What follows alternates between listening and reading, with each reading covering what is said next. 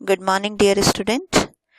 Today we are going to start unit number 10, that is the first chapter of organic chemistry. As in our last session we have already taken the IUPAC nomenclature of organic compound. I hope you all have done all the examples of IUPAC. So first chapter of organic chemistry is haloalkanes and haloarenes. ठीक, halo means halogens, alkanes means alkane के साथ जब halogen atom कोई भी attached हो, alkanes for example CH4 C2H6 आपने जैसे पढ़ा है, एंड उसमें से अगर कोई एक H रिप्लेस होके उसकी पोजीशन हेलोजन अगर ले लेता है, then these are known as halo alkanes. ठीक, the replacement of hydrogen atom in a hydrocarbon aliphatic हो चाहे एरोमेटिक हो, तो हेलोजन अगर उसकी पोजीशन ले ले तब फॉर्म होता है एल्काइल हैलाइड, जिसको हम हेलो एल्केन कहते हैं, या फिर एराइल हैलाइड जिसको कहा जाता है हेलो अरीन्स. ठीक है, तो इसी में हम इसके बहुत सारे यूजेस आगे पढ़ने वाले हैं. सबसे पहले हम इसका पढ़ते हैं classification. On the basis of number of halogen atom, halo alkanes और हेलो अरीन्स को हम क्लासीफाई करते हैं हेलोजन एटम के नंबर्स के बेस में कि 1 है या 2 है. अगर 1 हेलोजन है then it is named as mono halo alkanes. Means जैसे क्लोरो, अगर मान लीजिए यहाँ पे Cl हो, chloro ethane, fluoro ethane, bromo ethane, इस तरीके से इसको नेम दिया जाता है. बट अगर एक से ज्यादा इसमें हेलोजन हो, मान लीजिए CH2Cl, CH2Cl, तो इसको कॉमन नेम हम कहते हैं डाइक्लोरो एल्केन. ठीक है, और जब IUPAC लिखेंगे then we have to mention the position, then 1,2 dichloroethane, इस तरीके से देना पड़ेगा.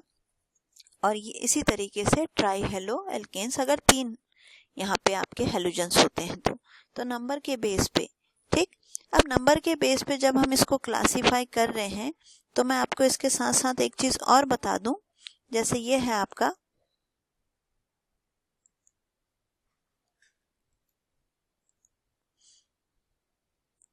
इस तरीके से हम इसको जब डाई हैलाइड्स पढ़ते हैं तो डाई हैलाइड्स के फॉर्म में ये हम जब क्लासिफिकेशन करते हैं तो क्लासिफिकेशन में हम मोनोहैलाइड डाई हैलाइड करके पढ़ते हैं.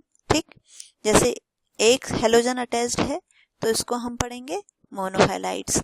अगर 2 हेलोजन अटैच्ड होंगे, जैसे ये देखिए डाई हैलाइड्स जो हैं वो 2 तरीके के होते हैं. कॉमन नेम क्योंकि बहुत इंपॉर्टेंट है इसलिए उस कॉमन नेम को ध्यान रखेंगे कि जब हम डाई हैलाइड्स पढ़ते हैं तो डाई हैलाइड्स में 2 तरीके के आते हैं, जेमिनल डाई हैलाइड और विसिनल डाई हैलाइड. जेमिनल होते हैं जब एक ही कार्बन के साथ 2 हेलोजन अटैच्ड हों, जैसे ये एक ही कार्बन के साथ 2 हेलोजन अटैच्ड हैं तो इसको हम कहेंगे जेमिनल डाई हैलाइड, और नेम लिखा होगा GEM, आगे जेम लिखा होगा. इट मीन्स आपको अपने आप समझना है जेम लिखा है तो दोनों हैलाइड एक ही के साथ अटैच्ड हैं. मैं बात कर रही हूँ कॉमन नेम की. अगर हम IUPAC लिखते हैं तब तो हम पोजीशन लिख ही रहे हैं 1,1 डाइब्रोमो, बट जब हम कॉमन नेम लिखते हैं तब पोजीशन नहीं लिखते. तब ये जेम आपको बताएगा कि एक ही कार्बन के साथ दोनों हेलोजन अटैच्ड हैं. दूसरा है विसिनल.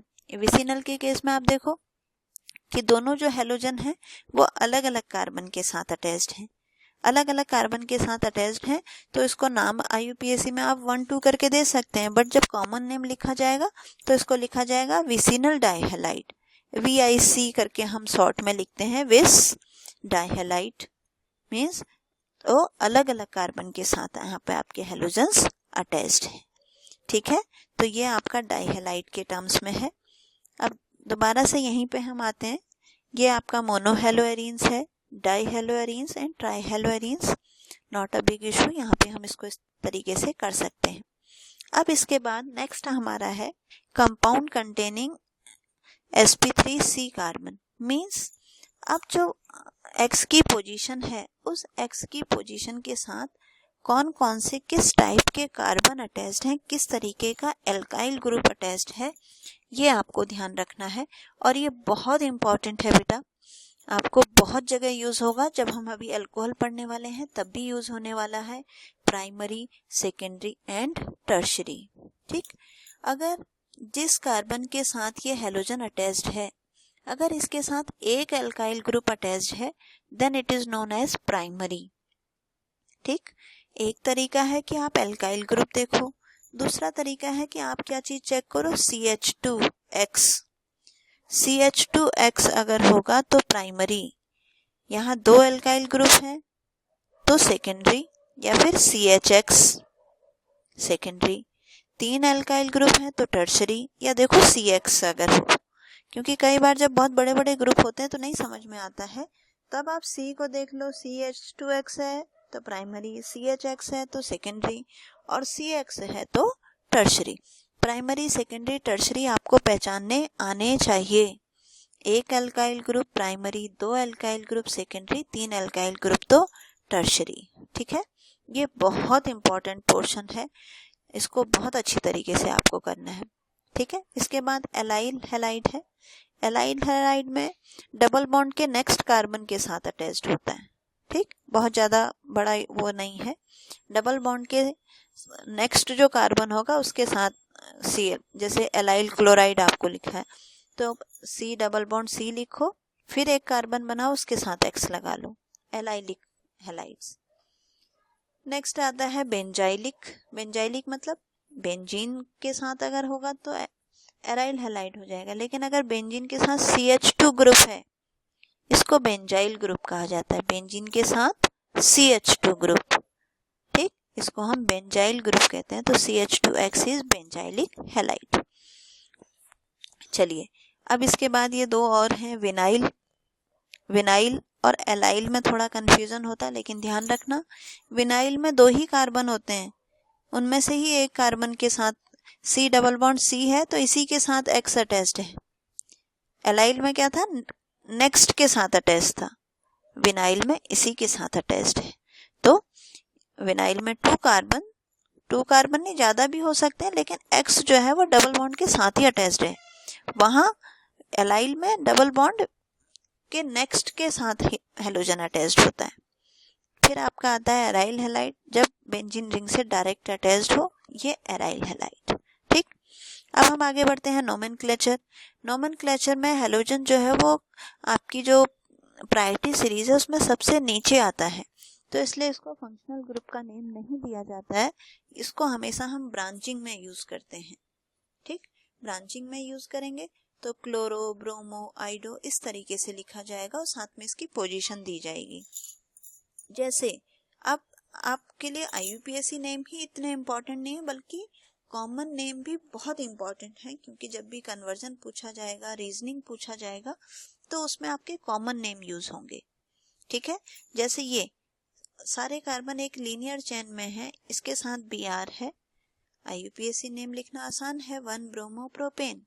कॉमन नेम लिखना मुश्किल है, कॉमन नेम होता है N। जब सब एक लीनियर चेन में होते हैं तब इसको हम लिखते हैं N प्रोपाइल ब्रोमाइड। चाहे 3 कार्बन हो चाहे 8 कार्बन हो, तो N आगे लिखा जाएगा, N का मतलब सब एक लीनियर चेन में है। ठीक, फिर दूसरा आता है आइसो। आइसो का मतलब होता है एक कार्बन के साथ 2 CH3 ग्रुप अगर अटैच्ड हैं तो उसको आइसो कहा जाता है। ठीक है, और अगर एक ये जैसे ये है आइसोप्रोपाइल क्लोराइड। ठीक, यहाँ पे दूसरा देखो आप, इस के साथ 2 CH3 हैं तो हमने इसको आइसो कहा, और साथ में क्योंकि टोटल कार्बन 4 हैं तो ब्यूटाइल हम कह रहे हैं। जब IUPAC नेम लिखते हैं तो लॉन्गेस्ट कार्बन चेन देखते हैं, बट जब कॉमन नेम लेते हैं तो जितने भी कार्बन उसमें टोटल हैं वो सारे के सारे लिए जाते हैं, इसीलिए इसको हमने ये इंडिकेट कर दिया कि ये आइसो है, यानी एक कार्बन के साथ 2 CH3 हैं और टोटल 4 हैं तो CH2Cl। ठीक है, इस तरह ब्रोमो बेंजीन। जनरली जो एरोमेटिक होते हैं, एरोमेटिक में IUPAC नेम और कॉमन नेम दोनों ऑलमोस्ट एक जैसे काउंट होते हैं। ठीक है, तो IUPAC नेम आपको लिखने आ गए हैं।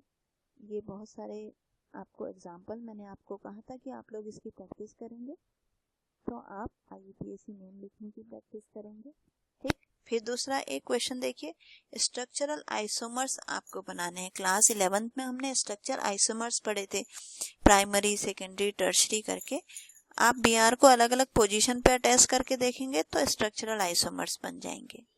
ठीक है, ये।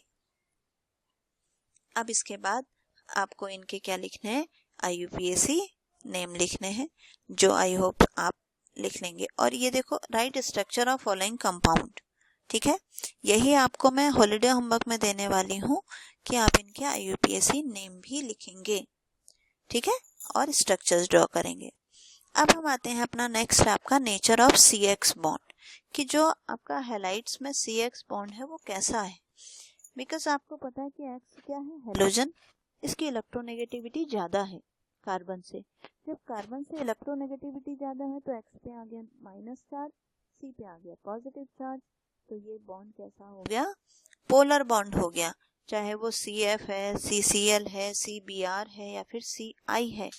लेकिन जैसे जैसे हेलोजन का साइज बढ़ता जाएगा उसकी बॉन्ड लेंथ वीक होती चली जाएगी और उसी के अकॉर्डिंग उसका बॉन्ड स्ट्रेंथ भी चेंज हो जाएगी। देखो यहाँ पर एक टेबल गिवन है जिसमें आपको बॉन्ड लेंथ भी गिवन है, बॉन्ड एंथैल्पी और डाइपोल मोमेंट भी गिवन है। जैसे जैसे साइज इंक्रीज हो रहा है बॉन्ड लेंथ भी इंक्रीज हो रही है और बॉन्ड एंथैल्पी भी डिक्रीज होती चली जा रही है।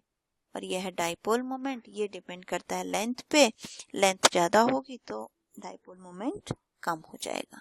ठीक है, तो इसके बाद नेक्स्ट हमारा मेथड ऑफ प्रिपरेशन है, इसको भी हम ले लेते हैं, बहुत ज़्यादा नहीं है क्योंकि। तो मेथड ऑफ प्रिपरेशन, सबसे पहले इसको हम प्रिपेयर करते हैं अल्कोहल से। जस्ट रिएक्शंस हैं, सब्स्टिट्यूशन।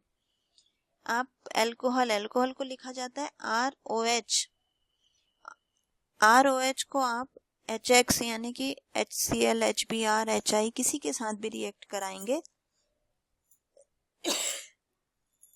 तो ये सब्स्टिट्यूट करेगा। ठीक है, जैसे PCl3 से करा दो या फिर PCl5 से करा दो तो ये सीधे सीधे HX से कराओ, चाहे आप PCl3 से कराओ, PCl5 से कराओ या फिर रेड फास्फोरस Cl2 से कराओ, हर केस में ये सब्स्टिट्यूट हो जाएगा। ये वाली जो रिएक्शन है, ठीक, ये वाली रिएक्शन में ये क्वेश्चन इसके साथ बहुत बार पूछा जाता है क्योंकि ROH SOCl2 थायोनिल क्लोराइड इसे हम कहते हैं। थायोनिल क्लोराइड के साथ जब रिएक्शन करते हैं तो बनता है RCl SO2 प्लस HCl। और SO2 और HCl दोनों ही क्या हैं, गैस हैं। गैस होने की वजह से यहाँ पे जो हमें प्रोडक्ट मिलता है वो RCl मिलता है। इसीलिए हमेशा ये वाली रिएक्शन को हम प्रेफर करते हैं for the preparation of alkyl halide. ये क्वेश्चन आपको बहुत बार पूछा जाता है, इसी में आपको यहाँ दिया भी होगा आपको इसमें। ठीक, ये वाली रिएक्शन को हम प्रेफर करते हैं। दूसरा है हाइड्रोकार्बन से। हाइड्रोकार्बन से बिल्कुल सिंपल, जो आपने क्लास 11th में पढ़ा है कि ये एल्केन है, Cl2 लाइट की प्रेजेंस में करते हैं तो Cl सब्स्टिट्यूट होता चला जाता है। एक पहला Cl सब्स्टिट्यूट हुआ, देन दूसरा सब्स्टिट्यूट हुआ, तीसरा सब्स्टिट्यूट हुआ। ये फ्री चेन जो आपने फ्री रेडिकल मैकेनिज्म पढ़ी है ये वही है। ठीक है, देखो 11th में हमने पढ़ा है और इसको हम हेलोजिनेशन के लिए भी यूज नहीं करते हैं। दूसरा आता है by electrophilic substitution. Electrophilic substitution means benzene की हम Cl2 से रिएक्शन कराते हैं डार्क में या FeCl3 की प्रेजेंस में। क्लास 11th में हमने पढ़ा था हेलोजिनेशन इलेक्ट्रोफिलिक सब्स्टिट्यूशन में। ये सेम वही है कि आप कोई भी एरोमेटिक कंपाउंड है Cl2 से रिएक्शन कराएंगे डार्क में तो ये सब्स्टिट्यूट कर देगा। ठीक है, तो ये आपकी इतनी ही प्रिपरेशन में बता रही हूँ। नेक्स्ट रिएक्शन इम्पॉर्टेंट है तो उसको हम अपनी नेक्स्ट वीडियो में पढ़ेंगे। ठीक है बच्चों, थैंक यू।